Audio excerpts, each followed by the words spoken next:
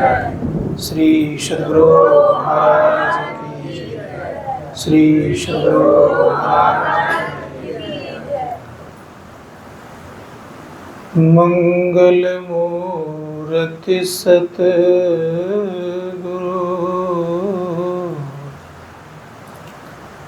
मिलवै सर्वाधार।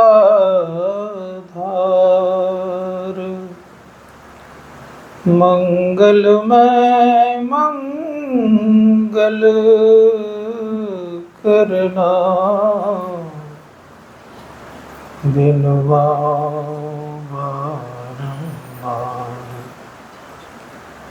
धन्य धन्य सद्गुरु सुखदा महिमा कही न जाए। जो कछु कहूँ तुम्हारी कृपा मोते कछु न बसाए। एक बार प्रेम से बोलिए श्री सद्गुरु। परम पूज्य सद्गुरुदेव के पावन श्री चरणों में कोटि नमन। मंचस्थ बाबा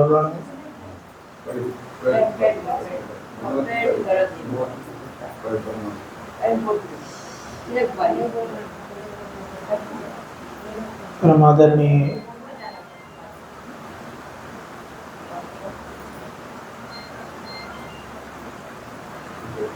अध्यक्ष महोदय, समिति के पदाधिकारीगण,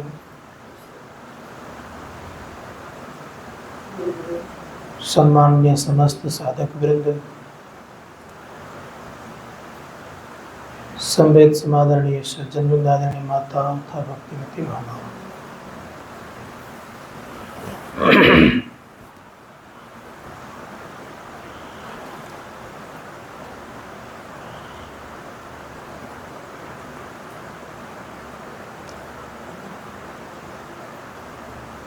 के वाहन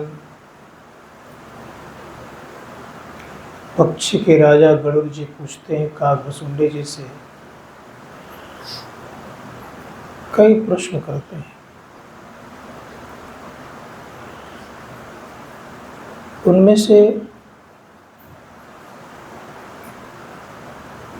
एक प्रश्न है, सबसे बड़ा सुख क्या है? कागभसुंडी जी कहते हैं, संत मिलन सम सुख कछु नाही।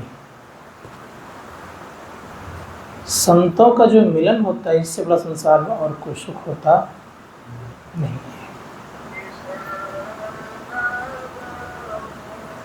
तो विचार करना ये चाहिए हम लोगों को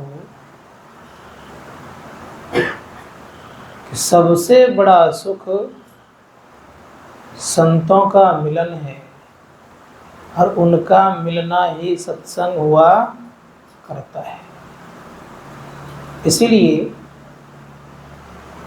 सत्संग को सबसे बड़ा सुख भी कहा गया है। भगवान शंकर से भी माँ पार्वती पूछती है कि सबसे बड़ा लाभ क्या है? तो भगवान शंकर ने भी कहने कृपा की। उन्होंने कहा, गिरजा संत समागम समन लाभ कछु आन, बिनु हरि कृपा न होई सो गावहि वेद पुराण। संतों का समागम से बहुत बड़ा और कोई लाभ संसार में नहीं होता है। पुराणों में आया है कि सबसे बड़ा फल देने वाला कौन?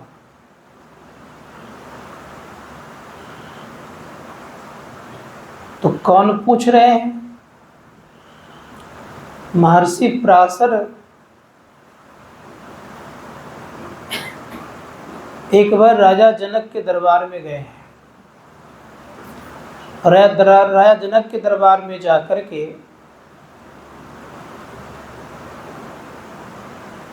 सत्संग की चर्चा होने लग गई। तो पूछते हैं कि संसार में कम समय में चारों फल की प्राप्ति हो वो कौन सा उपाय है। तो उत्तर दे रहे हैं, कह रहे हैं संसारे अस्मिन् क्षणार्धो अपि सत्संग से दृढ़ाम याप्ते वाप्ते सर्व पुरुषार्थ चतुष्टयम्। करें इस संसार में क्षणार्धो अपि अर्थात क्षण का भी आधा क्षण जो संतों का संग कर लेता है, सत्संग कर लेता है, उनको चारों फल की प्राप्ति होती है। चार फल कौन सा है? गोस्वामी जी महाराज कहते हैं कि चार फल में एक फल का नाम है अर्थ, दूसरा का नाम है धर्म, तीसरा का नाम है काम और चौथा का नाम है मोक्ष। ये सबसे प्रसिद्ध फल है। अगर ये चारों फल की प्राप्ति हो जाए तो कोई फल खाए बिना आप वंचित नहीं रह सकते। सब फल आपको प्राप्त हो जाएगा।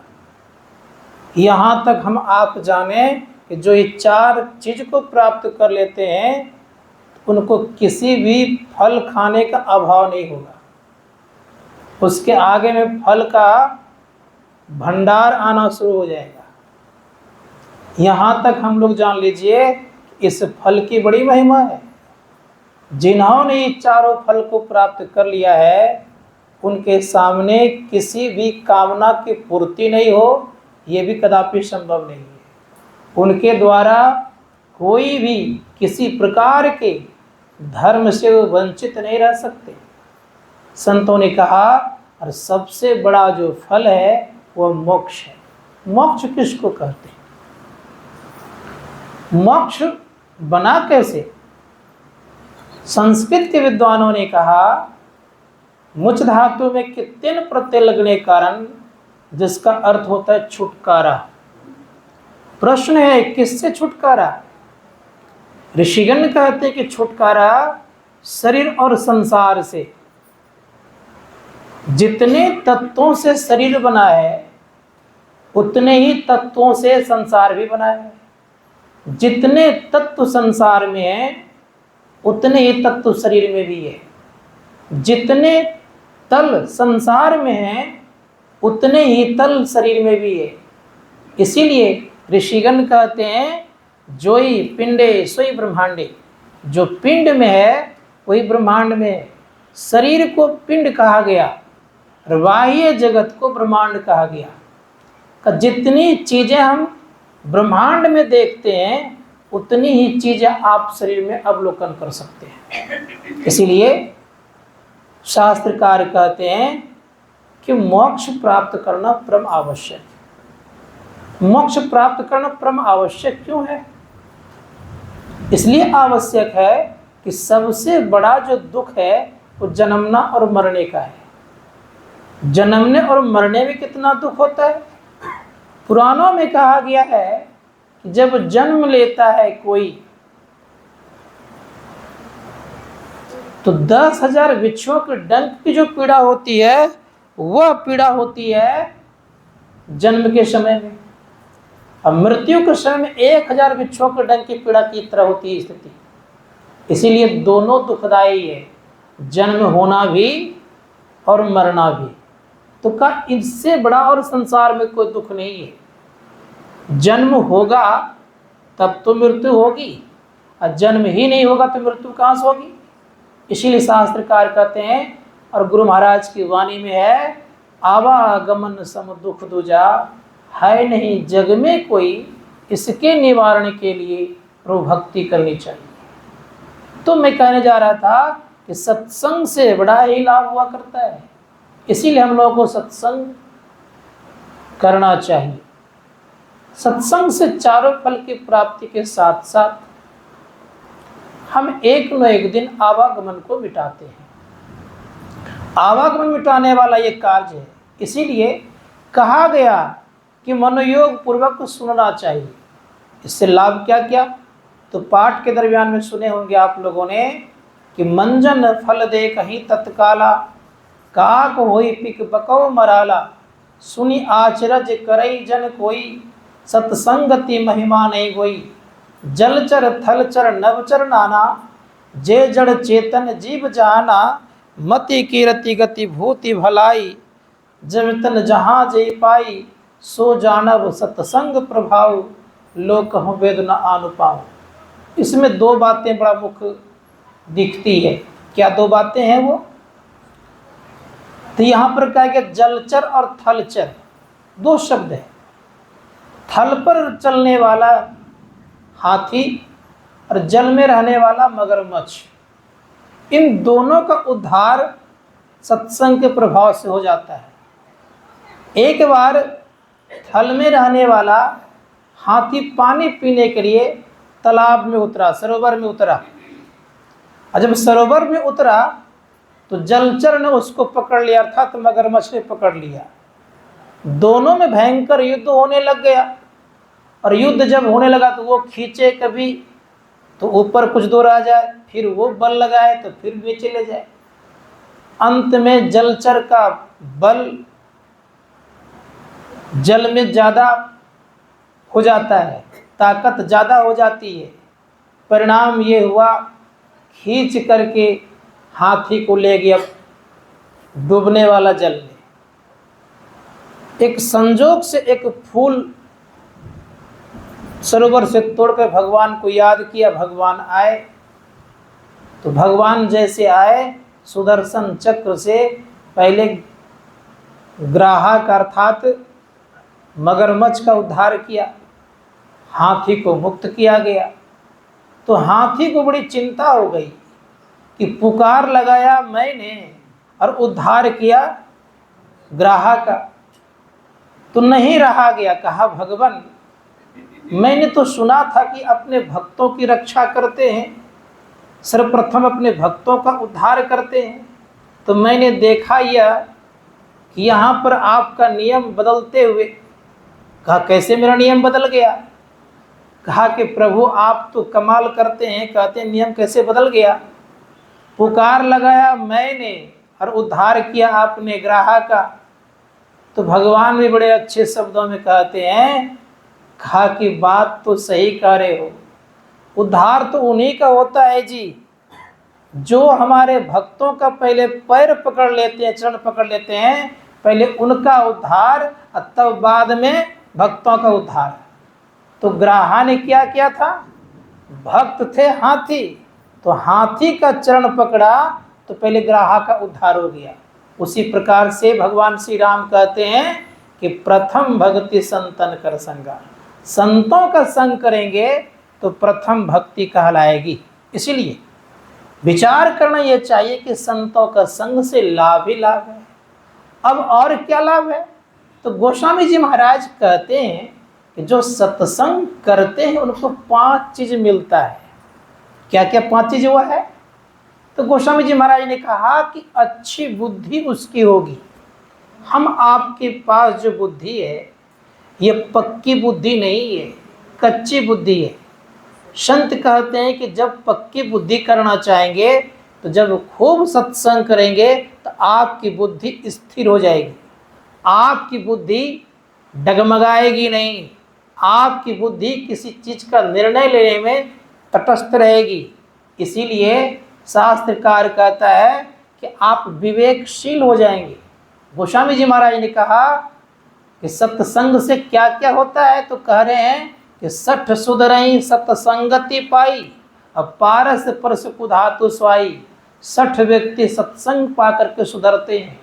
और दूसरे जगह बड़े सुंदर शब्दों में कहा गया, बिनु सत्संग विवेक न होई, राम कृपा बिनु सुलभन सोई। कहा विवेक और बुद्धि में फर्क हुआ करता है। विवेक और बुद्धि में धरती आसमान का फर्क है। क्या अंतर है? बुद्धि तो प्राय सबको हो सकता है, इसमें कोई संदेह नहीं है, लेकिन विवेक बहुतों को नहीं होता है। इसीलिए कहा सत्संग से विवेक भी हुआ करता है। और सत्संग करने वाले के साथ साथ एक विशेषता और हो जाती है, विवेक से वो ज्ञानी बन जाता है। ज्ञानी, विवेकशील और बुद्धिजीवी, तीन बातें आई यहाँ पर। बुद्धि से बढ़कर के है विवेक, अब विवेक से बढ़कर के है ज्ञानी। कहा इसमें क्या फर्क है? कहा बहुत फर्क है। ज्ञानी आंख से देखी हुई बातें करते हैं, बुद्धिजीवी लोग जो होते हैं तर्क वितर्क करके अपना काम करते हैं, विवेकशील सोच समझ करके आगे काम करते हैं। तीनों में बड़ा फर्क हुआ करता है। इसीलिए शास्त्रकार कहते हैं, संत कबीर साहब ने कहा, लोग कहे कागज की लेखी, अब मैं कहूँ आँखन की देखी। तो आँख से देखी हुई, कौन सा आँख से? शास्त्रकार कहते हैं कि वाल्मीकि जी का इस धरातल पर जब प्रादुर्भाव हुआ था तो भगवान राम का अवतार नहीं हुआ था, लेकिन रामायण पहले लिख कर कौन रख दिए थे, उनके पास कौन सी दृष्टि थी? इसीलिए संतों ने कहा कि वह ज्ञानी महापुरुष थे। संत कबीर साहब कोई कॉलेज स्कूल पढ़ने नहीं गए थे, लेकिन आज उनकी वाणी पर लोग पीएचडी डिलीट करते हैं। किस आधार पर? तो संतों ने कहा जब आत्मज्ञान हो जाता है, इससे बढ़कर संसार में और कोई ज्ञान होता ही नहीं है। 4 प्रकार का ज्ञान होता है। श्रवण ज्ञान, सुन सुन करके ज्ञान अर्जन करते हैं। मनन ज्ञान, जो मनन करते हैं सुनने के बाद। और तीसरा ज्ञान है निध्यासन ज्ञान, जो प्रैक्टिकल करके अर्थात कुछ प्रयोग करके जो अनुभूत करते हैं, इसे हम कहते हैं निध्यासन ज्ञान। इस अनुभूत में परिपक्वता आ जाती है, अर्थात यूँ कहिए आत्मा का साक्षात्कार कर लेते हैं, तब उन व्यक्तियों को अनुभवी कहते हैं और परम ज्ञानी कहते हैं। जब तक आत्म साक्षात्कार नहीं, तब तक परम ज्ञानी नहीं। जब तक आपके पास मन है, तब तक आप परम ज्ञानी नहीं। हम आपके पास जो कुछ भी अभिज्ञान है, ये सारे ज्ञान मन इंद्रियों का ज्ञान है। बुद्धि तर्क करती है, वितर्क करती है, तो हमें ज्ञान होता है। मन मनन करता है तो हमें कुछ देर तक वो याद रहती है। इसलिए संत महात्मा गण कहते हैं, ये सब अधिक देर तक रहने वाला ज्ञान नहीं है। उदाहरण दिया ऋषियों ने, ये सब ज्ञान कितने कितने देर ठहरते हैं। तो कहा सुनने वाला जो ज्ञान है, ये उसी प्रकार से है जैसे जाड़े के दिन में देखे होंगे कि किसी को ठंड लगती है और देहात में रह रहे हैं, लकड़ी का प्रबंध नहीं है, तो क्या करते हैं लोग? पुआल को जलाते हैं। पुआल को जला करके उससे जो गर्मी प्राप्त करते हैं, तो तब तक गर्मी प्राप्त रहती है पुआल के जले हुए अग्नि से, जब तक आग जल रही है। जैसे आग जलना बंद, अर्थात पुआल जलना बंद हुआ, गर्मी आपकी समाप्त हो गई। ठीक उसी प्रकार से मनन ज्ञान है, श्रवण ज्ञान है। सुनते हैं जब तक, तभी तक ये खूब अच्छा लगता है। यहाँ से बाहर निकलेंगे तो कितनी बातें याद रहेगी, यहाँ से जाते ही बहुत बातें भूल जाएंगे। तो श्रवण ज्ञान का ये कमाल है। संतों ने कहा इससे और विशेष, कब उसी बातों को, सुनी हुई बातों को जब मनन करते हैं तो ये कुछ देर तक ये ज्ञान रहता है। उदाहरण रूप में देख लीजिए, जैसे ये बिजली है, जब तक इस बिजली को कोई काटे नहीं, आंधी तूफान भयंकर आ जाए तब भी कभी नहीं जा सकती है। तो उसी प्रकार से भयंकर आंधी तूफान आने पर भी बिजली कट जाती है। उसी प्रकार से याद रखिएगा, यदा कदा कभी हम अगर एक्सीडेंट हो जाते हैं तो वह मनन ज्ञान भी हम आप से चला जाता है, लेकिन निध्यासन ज्ञान बना रहता है बहुत देर तक और बहुत दिनों तक बना रहता है, लेकिन अनुभव ज्ञान कभी खत्म होता ही नहीं है। यह ज्ञान आत्मा का ज्ञान है। इधर तीनों ज्ञान जो था ये इंद्रिय संबंधित ज्ञान था, लेकिन अनुभव ज्ञान आत्मा का ज्ञान है। अनुभव का अर्थ होता है, अनु मतलब होता है पीछे, भव मतलब होता है उत्पन्न करना, जो पीछे ज्ञान उत्पन्न करते हैं उसे हम अनुभव ज्ञान कहते हैं। तो गोस्वामी जी महाराज कहते हैं कि सत्संग से पहली बात तो यह है कि उनकी अच्छी बुद्धि होगी। दूसरी बात क्या होगी? दूसरी बात यह होगी उनका संसार में यश फैलेगा, कृति फैलेगी। गोस्वामी तुलसीदास जी महाराज को क्या हम लोग आज जानते? नहीं जानते। सत्संग का प्रभाव इतना उनके ऊपर पड़ा कि आज भी उनको हम जान रहे हैं। सत्संग मुझे अमरता की तरफ ले जाता है। इसीलिए आपने सुना होगा भी, संत वचन व सुधा देव जिसके सदा भिखारी। देवता गण भी भिखारी इसके लिए बने हुए रहते हैं। कहेंगे कैसे? भागवत महापुराण में एक प्रसंग है, जब परीक्षित को सुखदेव मुनि कथा सुनाने के लिए जा रहे थे तो रास्ते में एक जगह रुके हुए थे। तो सुखदेव मुनि के सामने अमृत का कलश लेकर के आ गए, और आज जब गए तो सुखदेव मुनि बड़े प्रेम से कहते हैं कि कहो देवताओगण क्या हाल चाल है, समाचार पूछते हैं। का सब तो ठीक ठाक है। मैंने सुना है कि आप परीक्षित को कथा रूपी अमृत पान कराने के लिए जा रहे हैं, और मैंने ये भी सुना है कि परीक्षित को सर्पदंश करेगा और उसकी मृत्यु हो जाएगी। तो मैंने सोचा यह कि कथा रूपी अमृत का पान मैं कर लूं, और ये स्वर्ग से जो आया हुआ अमृत है इसको आप परीक्षित को पिला देंगे तो बहुत दिन तक जिंदा रहेंगे। सुखदेव मुनि कहते हैं, वाह देवताओं वाह, क्या तुम्हारा कमाल की बातें हैं। कहा क्या हुआ? का तुम्हारे अमृत में और कथा अमृत में दोनों में फर्क है। कहा क्या फर्क है? का तुम्हारा अमृत दीर्घ जीवी बनाता है लेकिन दिव्य जीवी नहीं। तुम्हारे अमृत पान करके लोग भोग वासनाओं में मस्त रहेगा लेकिन उस विषय से निकल नहीं पाएगा। इसीलिए हमारा अमृत जो पान करेगा, सुखदेव मुनि करे, हमारा अमृत जो पान करेगा ये निर्विषय तत्व को प्राप्त करेगा, और तुम्हारा अमृत जो पान करेगा वो विषय को प्राप्त करेगा। अब तुम ही बताओ कि तुम्हारा अमृत पान कराना चाहिए कि मैं अपना अमृत पान कराऊं? देवतागण को डांट के भगाते हुए कहा कि निमेश होता है बराबरी की वस्तु में, लेन देन होता है बराबरी की वस्तु में। ऐसा नहीं कहा उन्होंने कि सोना को दे दो और उसके सामने गिल्लट ले लो, ऐसा नहीं कहा उन्होंने। उन्होंने कहा कि सोना देना है तो सोना ही लेना है। ठीक उसी प्रकार से याद रखिएगा कि यह सत्संग क्या करता है?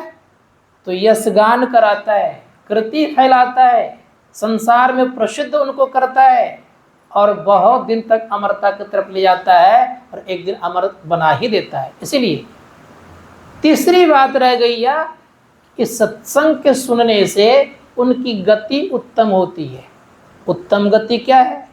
संसार में जितने प्रकार की गति है सब गति उत्तम नहीं कहलाती, लेकिन मोक्ष रूपी गति जो है उत्तम कहलाती है, अर्थात उन व्यक्तियों को मोक्ष की प्राप्ति होगी। चौथी बात यह है कि जब तक इस धरातल पर वो रहेंगे वो संपत्तिवान और ऐश्वर्यशाली और धनवान बन के रहेंगे। धन भी दो तरह के होते हैं। एक धन होता है जिसको पाने से लोग मदमस्त हो जाते हैं और अपना आपा भी खो देते हैं। दूसरा धन वह होता है जो कि खर्च करने पर भी खर्च कभी होता नहीं है। उदाहरण रूप में आप देख लीजिए, जब संसार के धन को प्राप्त करते हैं तो जो नहीं करना चाहिए भी कर लेते हैं कभी कभी, लेकिन पुण्य रूपी धन को जो प्राप्त करते हैं तो बड़े संजीवित जिंदगी में रहते हैं वो। इसीलिए बड़ा सुंदर शब्द कहा गया है, एक कनक को पाने से बौराता है और एक खाने से भी बौराता है। कनक का दो अर्थ हो गया, एक कनक कहते हैं सोना को और एक कनक कहते हैं धतूरा को। धतूरा खा लीजिएगा तो क्या हालत होगी, और पा लीजिएगा सोना तो क्या हालत होगी, तो दोनों की हालत हो जाएगी। इसलिए संत महात्मा गण कहते हैं कि अंदर का जो धन है यह धन कभी घटता नहीं है। इसीलिए भगवान शंकर भी बड़े सुंदर शब्द का प्रयोग करते हैं, कहते हैं कि सत्संग से सबसे बड़ा जो लाभ है ये पुण्य रूपी अर्थ आपका जमा रहता है। ये अर्थ जिनके पास वो संसार में भी सुखी पूर्वक जिंदगी जीते हैं, ये अर्थ जिनके पास वो संसार में प्रसिद्ध होते हैं, यह पुण्य रूपी अर्थ जिनके पास होता है वो सब दिन प्रसिद्ध ही रहते हैं। और पांचवी बात यह है कि उनकी भलाई होती है। किनकी भलाई? जो सत्संग करते उनकी भलाई होती है। भलाई कौन नहीं चाहते? तो गोस्वामी जी महाराज कहते हैं, मति कीरति गति भूति भलाई, जब तन जहाँ जी पाई, सो जानब सत्संग प्रभाव, लोक कहूँ वेद न आनु पाऊँ। संसार में ये पांच चीज जिन किसी व्यक्तियों को प्राप्त है तो समझिएगा कि उन्होंने कभी न कभी सत्संग अवश्य किया है। इसलिए कहा, सो जानब सत्संग प्रभाव, लोक कहूँ वेद न आनु पाऊँ। सत्संग में दो शब्द है, प्रातः काल में मैंने कहा था, सत्य और संग। संसार में क्या सत्य है? ऋषिगण कहते हैं कि जितने प्रकार इस आंखों से चीजें देखी जाती है और कानों से सुनी जाती है, सारे के सारे सब असत्य कहलाते हैं, सत्य नहीं है। सत्य क्या है? तो सत्य त्रैकाल अबाधित सत्ता को कहते हैं। तीनों काल में एक रस रहने वाले जो चीजें हो वो सत्य है। इसीलिए शास्त्र कार्य क्या सत्य है?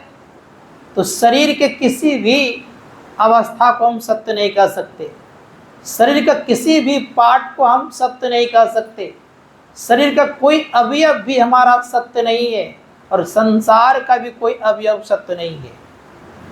वेदांत कहता है कि संसार में कुछ भी सत्य नहीं है, और यहाँ तक हम आप जाने कि जिस चांद और सूरज और तारे को देखते हैं हम आप, वे भी सत्य नहीं है।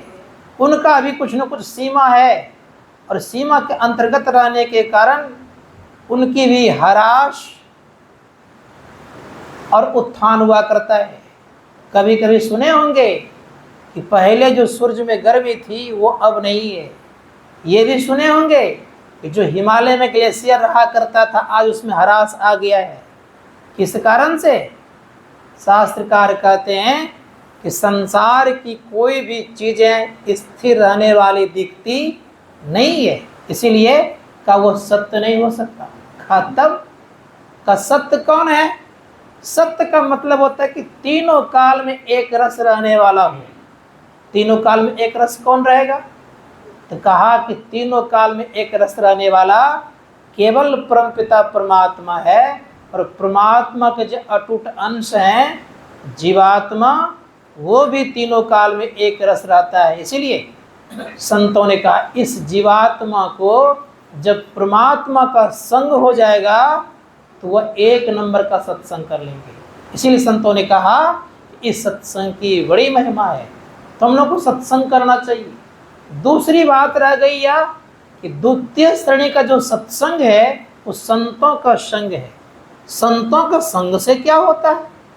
हम लोगों ने नाम सुना होगा राजा चंद्र प्रत्योदंड का। बड़े अच्छे राजा थे।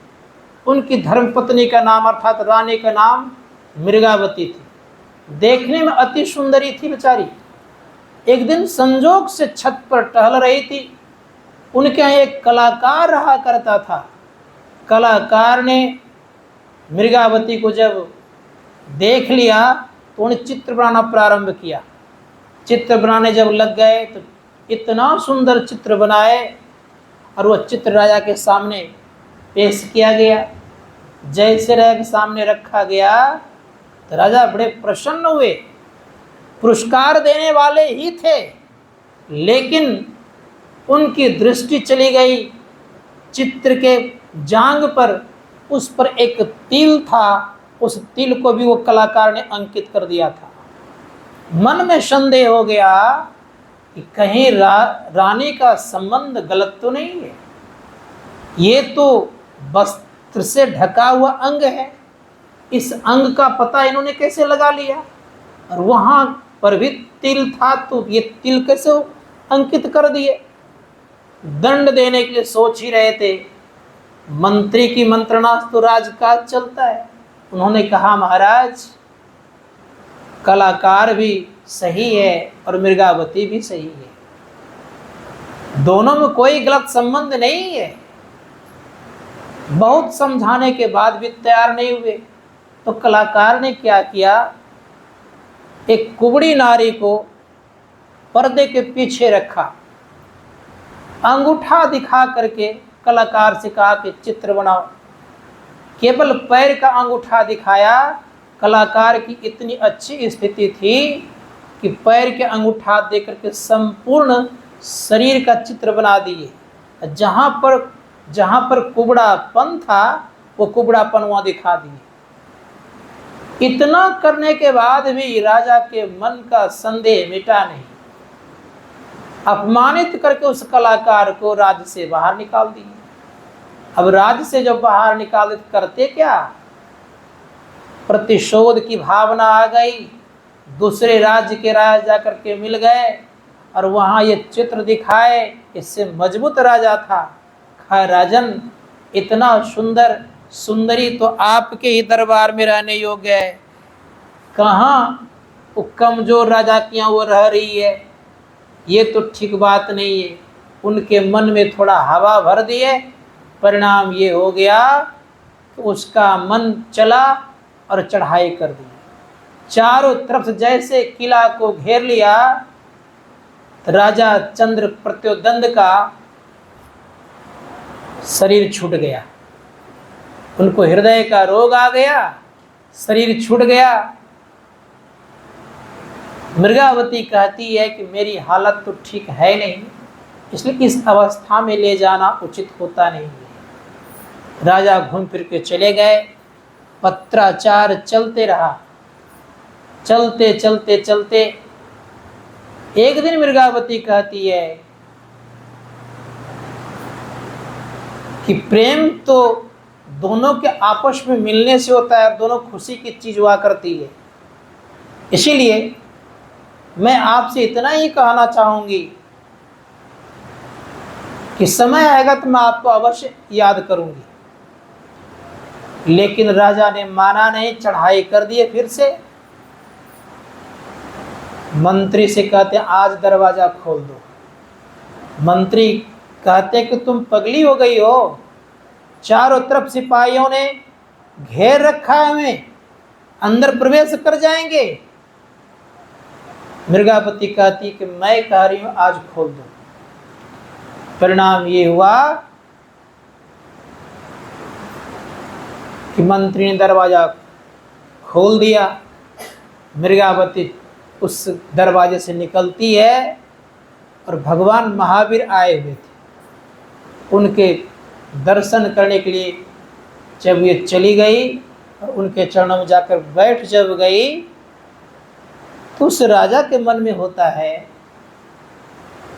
कि सुनते हैं कि बड़े अच्छे संत आए हुए हैं, भगवान महावीर आए, उनका दर्शन करना चाहिए।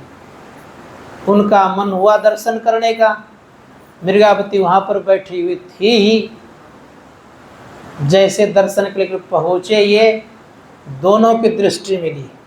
अब दृष्टि जब मिली तो मुंह से ये राजा पूछ बैठते हैं कि बहन कहो क्या समाचार है। जो राजा रानी बनाना चाह रहे थे, अब वो राजा का मन बदला और बहन शब्द का प्रयोग किया और वह कहती है कि मैं तो ठीक हूँ, अपने भांजा को संभाल और मैं अब चली।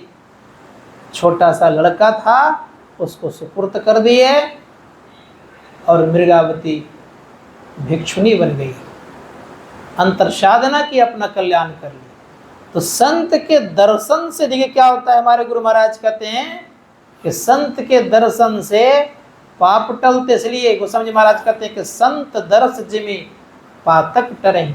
कि संतों का संग भी सत्संग हुआ करता है, इसीलिए संतों का संग करना चाहिए। संत का संग करने से लाभ ही लाभ है और सत्संग करने से भी लाभ ही लाभ है। कितना देर? तो आपने सुना होगा कि क्षणार्धो अपि, क्षणार्धो भी मतलब कितना होगा? तो एक बार की बात मैं सुनाऊं, श्री वल्लभाचार्य जी का मुलाकात चैतन्य महाप्रभु से हो गया था। चैतन्य महाप्रभु ने कहा कि मुझे सत्संग सुनाइए, तो सुनाने लग गए। चैतन्य महाप्रभु के कहने पर वल्लभाचार्य जी महाराज कहते हैं कि गाय के सिंग के नोक पर जितना देर तक सरसों का दाना ठहर जाए, उतना देर भी अगर कोई सत्संग कर ले तो उन व्यक्तियों का कल्याण निश्चित है। जैसे इस शब्द को कहा तो कहते ही लोग बड़े खुश हो गए कि हम लोग तो घंटों देर सत्संग करते हैं, 3-3 घंटा बैठ लेते हैं हम लोग सत्संग में, तब तो मेरा कल्याण निश्चित है। लेकिन एक बात और उसमें बड़ी अच्छी कही गई। क्या? चैतन्य महाप्रभु जैसे इस बात को सुना तो सुनते ही कहते हैं कि अब मेरी बात सुन लीजिए। चैतन्य महाप्रभु कहते हैं गाय के सिंग के नोक पर जितना देर तक सरसों का दाना ठहरता है, उतना देर अगर सत्संग से मन विहीन हो जाए तो यह मन किस रसातल को जाए कहना मुश्किल है। विचारिए थोड़ा सा, सत्संग से दूर भागना भी ठीक नहीं है, इसीलिए प्रयास कीजिए कि हम सत्संग में मन लगा कर सदैव रहें। तो जो सत्संग करेगा उनको अर्थ धर्म काम और मोक्ष की प्राप्ति तो निश्चित है ही। लेकिन संत कबीर साहब ने बड़ा सुंदर शब्द कहा। उन्होंने कहा कि सत्संग से व्यक्ति को लाभ ही लाभ है ही। इसीलिए उन्होंने क्या कहा? इस सत्संग में लाभ बहुत है। क्या है लाभ भाई? कब तुरंत मिलावे गुरु से, गुरु से मिलाते हैं। गुरु किसको कहते हैं? गुरु कहते हैं अज्ञान रोधक को गुरु कहते हैं, अर्थात अंधकार रोधक को गुरु कहते हैं। जो अंधकार को निर्मूल समाप्त कर दे उसे हम गुरु कहते हैं। इसीलिए कहा जो व्यक्ति अंधकार में पड़े हुए हैं उनको अंधकार से हटा करके प्रकाश की तरफ ले चले, उसे गुरु कहते हैं। अब रह गई बात कौन सा अंधकार? ऋषिगण कहते हैं अंधकार का मतलब होता है अज्ञानता, और हम लोग के अंदर में भी अज्ञानता है ही और अंधकार है ही। का इससे जिसको निकालने की क्षमता हो जाए उसे हम गुरु कहते हैं। तो अज्ञानता क्या है? तो सबसे बड़ी अज्ञानता है मोह। मोह क्या करता है? तो सभी प्रकार के दुखों को निमंत्रण देता है। इसीलिए कहा मोह सकल व्याधिन कर मूला, तेते पुण्य उपजहि बहुसूला। मोह के कारण नाना प्रकार के लोग गलतियां करते रहते हैं।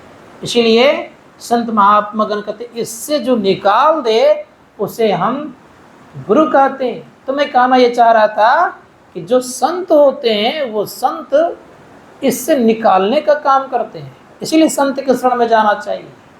जो सत्संग करते हैं तो और लाभ क्या उनको होता है? तो और थोड़ा सुनिए कि सत्संग से क्या क्या लाभ होता है। एक जगह हनुमान जी के संबंध में कोई कुछ जानते आप लोग हैं ही। हनुमान जी बेचारे बड़े प्रेम से जा रहे थे लंका सीता की खोज में।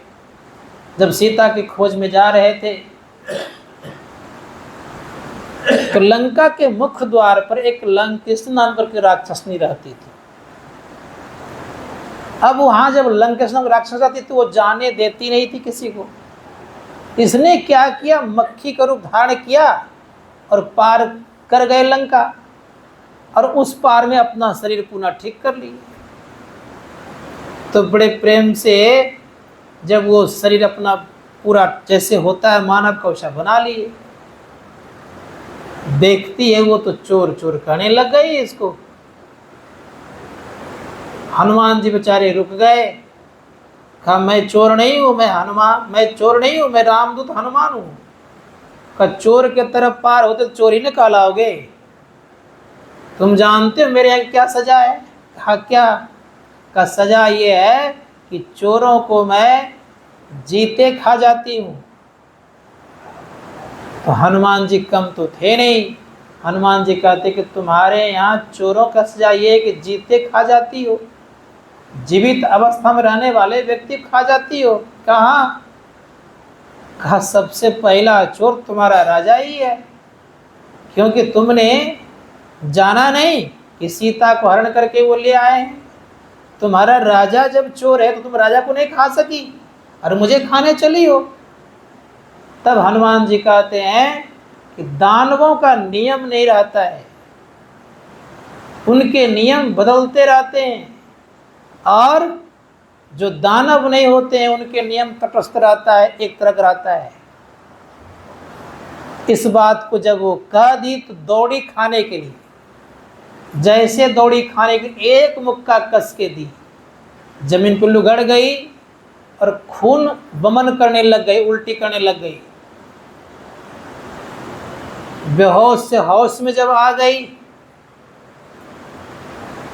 तो हाथ जोड़ते हुए थर थर कांपती हुई कहती है कि तात स्वर्ग अपवर्ग सुख, धरिए तुला एक अंग, तुलनताई सकल मिली, जौ सुख लब सत्संग।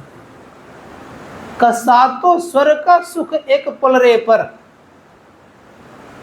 और पल भर सत्संग का सुख एक पलरे पर, फिर भी बराबरी नहीं हुआ करता है। कारण तात स्वर्ग अपवर्ग सुख, स्वर्ग के साथ साथ मोक्ष का सुख भी बात कही गई है। और कर पल भर सत्संग का जो फल है ये बराबर नहीं होता है। बात क्या है? एक तराजू में दो पलरे हुआ करते हैं, एक पलरे पर सातों स्वर्ग और मोक्ष का सुख, और एक पलरे पर केवल पल भर सत्संग का सुख। दोनों में भारी कौन होगा? स्वर्ग वाला कि सत्संग वाला? सत्संग वाला भारी क्यों होगा? शास्त्रकार कहते हैं सत्संग वाला भारी इसलिए होगा कि सत्संग से वह मोक्ष मिलता है जिस मोक्ष में आवागमन नहीं होता है। मोक्ष 4 प्रकार का होता है: सालोक, सामीप, सायुज और सारूप। संत महात्मा गण कहते हैं कि सालोक क्या है? सालोक मुक्ति एक प्रकार का स्वर्ग ही है। जैसे भगवान विष्णु का धाम वैकुंठ है, उसी प्रकार से उसको भी स्वर्ग ही कहा जाता है। रावण का वध किया गया तो भगवान ने कहाँ भेजा मालूम है? भगवान ने अपना लोक भेजे, अर्थात सालोक भेज दिए, कहीं जगह दे दिए गए। और भगवान श्री राम के पिता की मृत्यु जब हो गई तो वो भी कहाँ गए? उन्हीं के धाम में गए। तो संत महात्मा गण कहते हैं कि इन धामों में जाने पर भी लोगों का आवागमन हुआ करता है। उदाहरण देख लीजिए आप, जय विजय को श्राप लगा तो कहाँ आया? इसे धरातल पर आया। इसीलिए वो धाम में रहने वाले भी सुरक्षित नहीं है। दूसरी बात रह गई सालोक सामीप। सामीप में रहने वाले, नजदीक में रहने वाले, समीप में रहने वाले जय विजय था, श्राप लगा और कहाँ आ गए हुए? इसे धरातल पर आ गए। रावण मर करके और उनके पिता मर करके उसी लोक में गए, और जय विजय उसी लोक में रहते ही थे, भगवान के निकट रहते थे, नजदीक रहते थे, फिर भी उनको श्राप लगा और वो धरातल पर आ गए। तीसरी मुक्ति है, वो कौन सी मुक्ति? तीसरी का सालोक सामीप सायुज। सायुज क्या है? आपने सुना होगा शिशुपाल का नाम और कुंभकर्ण का नाम। शिशुपाल को जब भगवान श्री कृष्ण ने वध किया तो उनकी ज्योति भगवान श्री कृष्ण के चरणों में समा गई। जैसे उनकी ज्योति समाई तो युधिष्ठिर जी महाराज पूछ बैठते हैं, कहा महाराज जीवन पर्यंत यह आपको गाली देते रहा और फिर भी उसकी ज्योति अपने चरणों में समा ली, बात क्या है? भगवान श्री कृष्ण कहते हैं बड़े प्रेम से, कहते हैं हे राजन, इसने भले ही जीवन पर्यंत मुझे गाली दिया है, लेकिन गाली दे दे करके मुझे ही याद किया है, इसलिए उनकी ज्योति कहाँ जाएगी, इसलिए मेरे में आ गई। तो ये जो है स्थिति क्या है, ये सायुज मुक्ति है। संत महात्मा गण कहते हैं इन 3 प्रकार की मुक्तियों के अलावा एक मुक्ति और है जिसको हम सारूप मुक्ति कहते हैं। ये कैसी मुक्ति है? भगवान श्री राम जा रहे थे सीता की खोज में, तो रास्ते में जटायु गिरा हुआ था, राम राम पुकार रहा था, भगवान के गोद में उनका शरीर छूट गया। और जब शरीर छूटा तो परिणाम क्या हुआ? गोस्वामी जी महाराज कहते हैं गृद्ध दे तज धरि हरि रूपा, अर्थात गिद्ध का शरीर त्याग करके हरि के रूप में हो गए, अर्थात चतुर्भुज रूप में हो गए, भगवान विष्णु के रूप में हो गए। ये जो है सारूप मुक्ति है। संतों ने कहा इन चारों प्रकार की मुक्तियों में दे रहता है। गोस्वामी जी महाराज कहते हैं इन सारे मुक्तियों से बहुत ज़्यादा लाभ है, सो बात नहीं है, लेकिन उपनिषद कारण तो माना ही नहीं, मान्यता ही नहीं दिया कि इन चारों प्रकार की मुक्तियों की मान्यता नहीं है। तब कौन सी मुक्ति की मान्यता है? तो कहा कैवल मुक्ति अनुपायनते, कहा कैवल मुक्ति का केवल मान्यता है। कैवल मुक्ति कैसे मिलता है? ऋषिगण कहते हैं कि इन 4 प्रकार के मुक्तियों में दे रहता है, याद रखिएगा, आवागमन लगा रहता है, पुण्य छीन होगा, फिर आप धरती पर आएंगे या नरक जाएंगे, फिर शरीर धारण करेंगे। लेकिन जब कैवल मुक्ति प्राप्त करेंगे तब आपकी ऐसी स्थिति नहीं होगी। कैवल मुक्ति कैसे प्राप्त करेंगे? ऋषिगण कहते हैं कैवल मुक्ति प्राप्त करने के लिए आपको अंतर साधना की बड़ी आवश्यकता है। अब क्या करना पड़ेगा? का आंतरिक सत्संग करना पड़ेगा। आंतरिक सत्संग क्या है? जिस सत्संग में हम लोग यहाँ बैठ करके भीतर ही भीतर कुछ न कुछ करते हैं। क्या करते हैं ये पता आप ही को होगा। संत महात्मा गण कहते हैं इसीलिए बढ़िया से देखने काम करिए अंदर में क्या करना है। तो ऋषियों ने कहा कि ये मन बड़ा मोटा है, इतना मोटा है, इसको महीन कर लीजिए। जब महीन करें, किससे महीन होगा ये? कब प्रारंभ में ये मन मोटा, मन महीन होता है जप के द्वारा। जप भी एक प्रकार का शब्द है, याद रखिएगा। का जप जब खूब करेंगे तो मन महीन होगा थोड़ा सा, अर्थात मन के जो ऊपर मैल चढ़ा हुआ है वह मन के ऊपर का मैल थोड़ा धुलेगा। उससे ज़्यादा लाभ कब होगा? तो ऋषिगण कहते हैं कि जब उससे ज़्यादा लाभ चाहते हैं तो मन ही केवल नहीं है, चित्त भी है हमारे अंदर में। चित्त साफ सुथरा कैसे होगा भाई? ऋषियों ने कहा चित्त साफ सुथरा तब होता है जब आप मनोयोग पूर्वक इसमें सच्चे महापुरुषों को बसाते हैं। अगर आपने औरों को बसा रखे हैं और सच्चे महापुरुष नहीं बसे हैं तब तो याद रखिएगा ये हुजरा साफ नहीं है आपका। इसीलिए परम संत साहब ने कहा दिल का हुजरा साफ कर, जाना आना के लिए ध्यान गैरों से उठा उसको बिठाने के लिए। अब इसमें इतना भर भर के रखे हैं कि पता अगर किया जाए तो जल्दी खाली होना बड़ा मुश्किल है। क्या क्या भरे हैं तरह से बता दूं तो 2-4 महात्मा गण कहा करते थे इसमें क्या क्या ने भर के लोग रखे ने। इतना चीज भर भर के रखे हैं कि भगवान को भूलना पसंद है लेकिन इसको खाली करना पसंद नहीं है। जब तक इसको हम आप खाली नहीं करेंगे तब तक गुरु मूर्ति का दर्शन यहाँ पर होना संभव नहीं है। इसीलिए ये हृदय रूपी सिंहासन को खाली करने का प्रयास करिए। अगर हम इसी सिंहासन पर और कुछ रख देंगे तो क्या हम अपने गुरु महाराज को बैठा सकेंगे? नहीं बैठा सकते हैं। उसी प्रकार से शरीर ये चित्त रूपी सिंहासन को गुरु मूर्ति के द्वारा ये साफ होता है। वो बैठ जाए परिणाम क्या होगा? उनके बैठते ही याद रखिएगा एक सिग्नेचर से डीएम के एक सिग्नेचर से पूरे जिला का काम हो सकता है। उसी प्रकार से गुरु का एक बार दर्शन हो जाने से आपका सूरत शिरोमणि घाट के तरफ चल पड़ेगी, वहाँ स्थिर होने लग जाएंगे। संतों ने कहा कि जैसे ऐसी अवस्था आएगी, कहाँ पर? तो सूरत शिरोमणि घाट। उस शिरोमणि घाट पर क्या होता है? तो बड़े प्रेम से कहा है, तुलसी साहब कहते हैं कि गुमठ मठ मृदंग बजे रे, वहाँ पर मृदंग बजता है। मृदंग का शब्द सुनने जानते क्या होता है? ऋषियों ने कहा जो मृदंग का शब्द सुनते हैं तो उन व्यक्तियों को शांति मिलती है।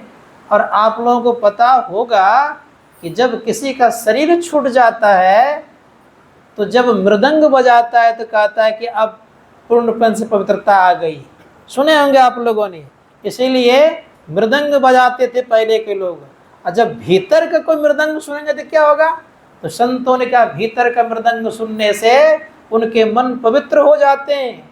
और जब आगे बढ़ते बढ़ते साधक जब और दूर बढ़ते हैं तो कहा, ऋषियों ने कहा ये सारे शब्द कहाँ है मालूम है? ये सारे शब्द जड़ात्मक मंडल के हैं, अर्थात जड़ मंडल में रहने वाला है। तो मैं कह रहा था कि गुमठ मठ मृदंग बजे रे, किस घाट पर? तो संत शिरोमणि का जो घाट होता है उस घाट पर। उस घाट में कैसा बाट है वो? उस घाट का बाट कैसा है?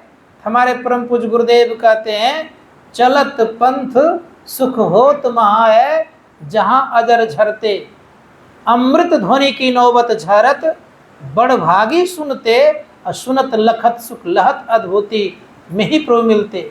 उस घाट का जो बाट है बड़ा सुखदायक है। इसलिए संतों ने कहा उस घाट के बाट पर जो चल लेते हैं तो उसी व्यक्तियों का कल्याण हो जाता है। तो मैं विशेष ना कहते इतना कहूँगा, आगे बढ़ते बढ़ते साधक उन साधकों को उस परमपिता परमात्मा की निज आवाज़ की प्राप्ति होती है। और निज आवाज़ की प्राप्ति होने पर निज प्रभु को प्राप्त करते हैं। और निज प्रभु को प्राप्त करने पर आवागमन मिटता है। इसी को बोलता है कैवल्य मुक्ति। ये कैवल्य मुक्ति प्राप्त करने पर आवागमन का खत्म हो जाता है। तो ये आंतरिक सत्संग से होता है। इसीलिए हम लोगों को आंतरिक सत्संग करना चाहिए, ध्यान करना चाहिए। ध्यान करने वाले को एक आंतरिक सत्संग कहा जाता है। ध्यान करने की स्थिति को आंतरिक सत्संग कहा जाता है। इसीलिए ध्यान में हम लोगों को मन लगाने का प्रयास प्रयत्न करना चाहिए। बोलिए प्रेम से।